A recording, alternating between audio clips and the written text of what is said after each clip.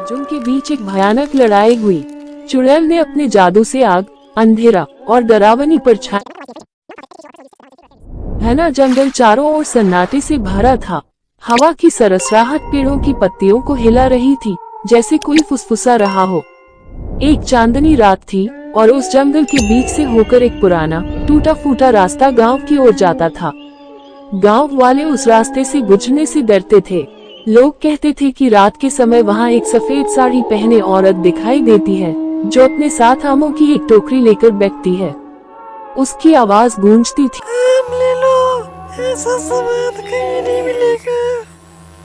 उसकी बातों में इतना आकर्षण होता था कि लोग खुद को रोक नहीं पाते। लेकिन जो उसके आम खा लेता, वह या तो मर जाता या गायब हो जाता। इस डर के बावजूद गांव के कुछ नौजवानों ने इस रहस्य को सुलझाने की ठानी। इनमें सबसे साहसी था अर्जुन। अर्जुन ने अपने दोस्तों से कहा, अगर ये चुड़ैल सच में है तो हमें इसे रोकना होगा और इसका डर खत्म करना होगा।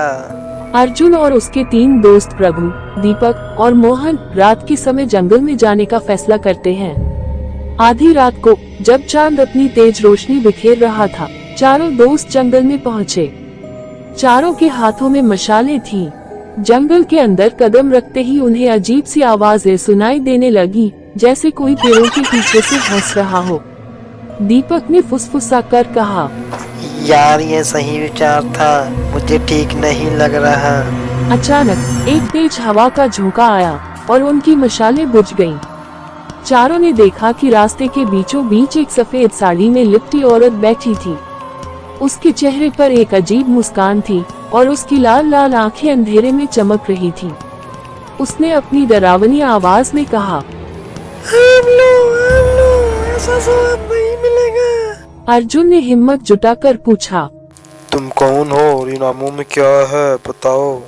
चुड़ैल ने हंसते हुए जवाब दिया, मैं वो हूँ जिसे इंसानों ने धोखा दिया। क्या तुम मेरे आम खाना चाहोगे?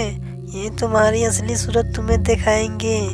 रघु ने घबराकर अर्जुन का हाथ पकड़ लिया और कहा, ये एक चुड़ैल है, हमें यहाँ से भागना चाहिए।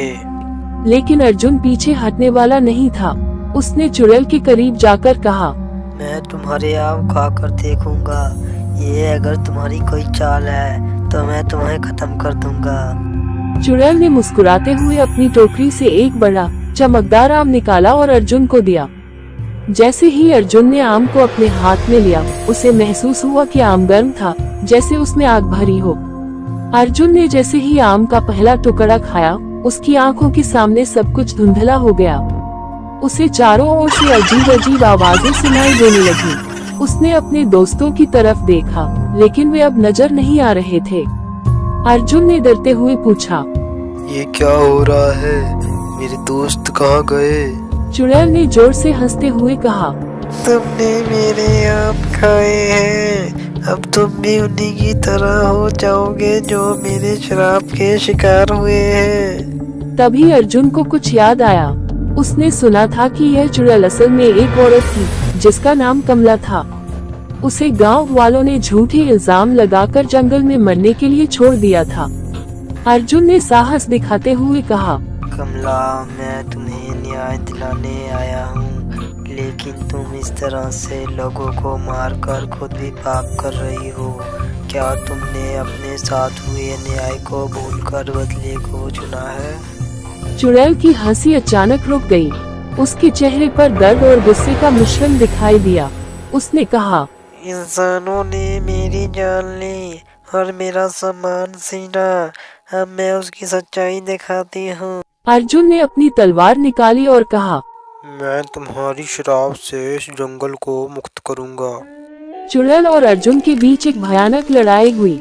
चुड़ैल ने अपने जादू से आग, अंधेरा और डरावनी परछाइयों का इस्तेमाल किया, लेकिन अर्जुन की सच्ची नीयत और साहस ने उसे कमजोर कर दिया। अर्जुन ने अंत में चुड़ैल की टोकरी को जलाकर कहा, तुम्हें अब शांति चाहिए। कमला, इस श्राप से खुद को मुक्त करो।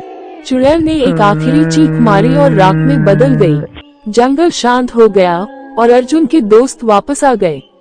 अंत और सबक। अर्जुन ने गांव लौटकर सबको सच बताया। उसने गांव वालों को समझाया कि कमला की आत्मा क्यों चुड़ैल बनी गांव वालों ने अपने पाप के लिए पश्चाताप किया और जंगल के पास एक मंदिर बनवाया। आज भी उस जंगल के पास लोग जाने से डरते हैं, लेकिन कहते हैं कि अगर कोई सच्चे दिल से उस मंदिर में प्रार्थना करे तो कमला की आत्मा उन्हें आशीर्वाद देती है।